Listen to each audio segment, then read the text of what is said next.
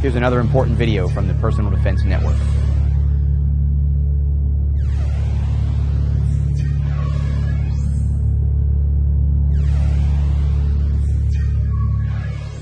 All right, Ron, when you, a typical burglar walking up to the door, the first thing he's going to notice if there's a deadbolt there.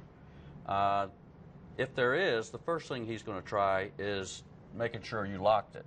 He's going to go and try to credit card that lock.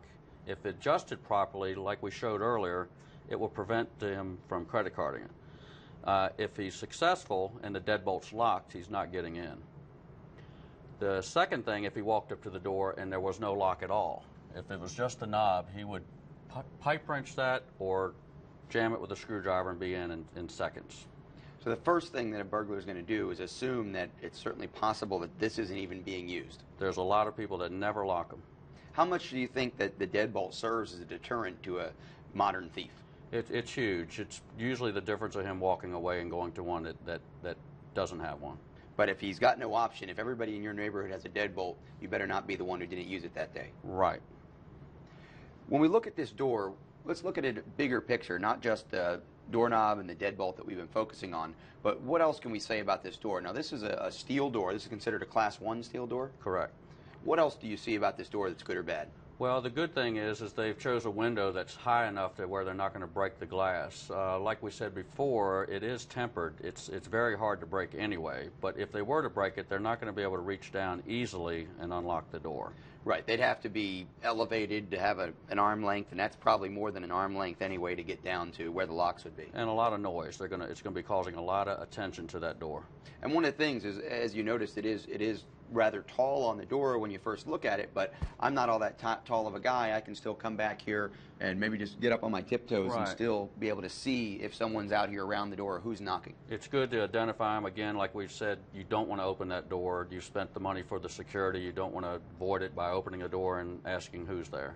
The other thing we can see is that weather stripping you were talking about, and this is why professional installation, or at least professional consultation about how to use the hardware, is important, because this would affect the adjustment of that night latch. Yeah, if your lock isn't adjusted properly, you'll get two different closing speeds, and the deadbolt won't throw into its hole if it's not aligned properly.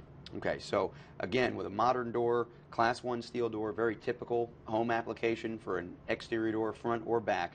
With this kind of weather stripping, this kind of window, we still want to get the professionals involved to make sure that the doors and locks are working together properly. Correct. And don't forget that you also want to beef up those hinges with the longer screws like we showed you. Well, I'll tell you what, let's flip the door around. We'll take a look at it from the homeowner's point of view, and we're going to take a look at all those other details. Okay. Okay, Jay. We've now moved to the inside view of the door, and I've got it open here so people can see what they need to see about the Class 1 steel door, and what's probably the most obvious thing that people need to know about it.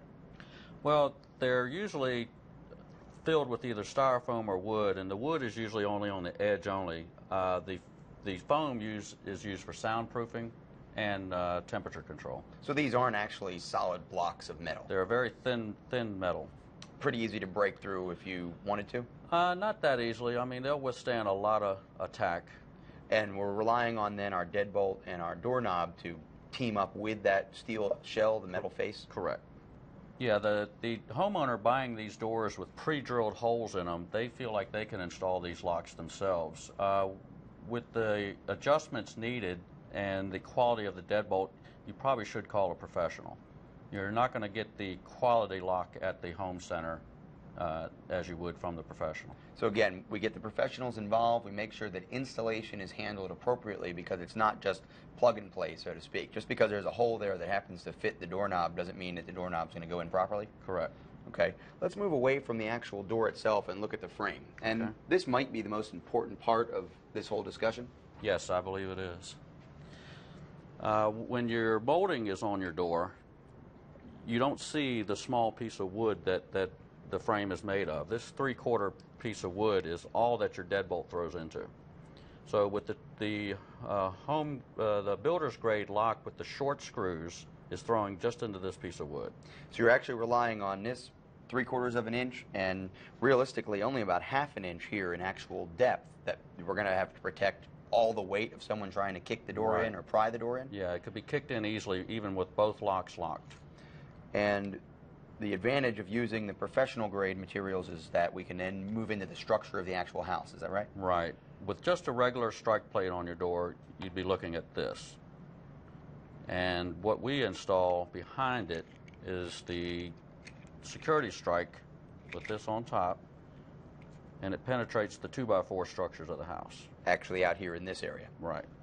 And that's going to allow this deadbolt then to throw in and actually get the reinforcement and support of the house structure itself, not just this flimsy frame. Correct. And notice also that this isn't metal. Just because it's a Class 1 metal door doesn't necessarily mean that the frame is going to have any kind of structure at all. Seldom. Okay. All right, once you've installed the security strike, you want to make sure this weather stripping that comes with all the doors is adjusted properly. It's a thick weather stripping which allows the door to shut. It's hard to line up the door with that thick weather stripping. Once again, a professional should be installing it. Okay. And what about the hinge side? The hinges that come with the door when they're pre-hung like this, can we count on them to support everything we do on this side? You are still using the same type of thickness wood over there with the short screws, so you could secure this side of the door with the best product available, and they could kick the door in on that side. Okay, so we want to replace those short screws with something more like this. Right, that again will penetrate the 2x4 structure. Okay, so we have a door with a metal facade, foam or wood interior, usually wood on the area that you're going to be working with, right, to adjust all the fittings of the doors, hardware, the right, actual locks, the deadbolt, the doorknob. Inside is foam, and we're actually relying then on the surface of the metal to be reinforced by these throws, by everything else we're doing, and these screws back into the structure of the house itself. That's it. Excellent. When you get one of these doors at home, or when you go into a home that has a door like this, don't assume just because it's got a metal face that it's going to protect you and your valuables. Make sure that you get with a consultant, get with a professional, learn about the hardware that's available, learn about the proper install, and take the steps you need to take to reinforce your exterior doors appropriately for security and safety.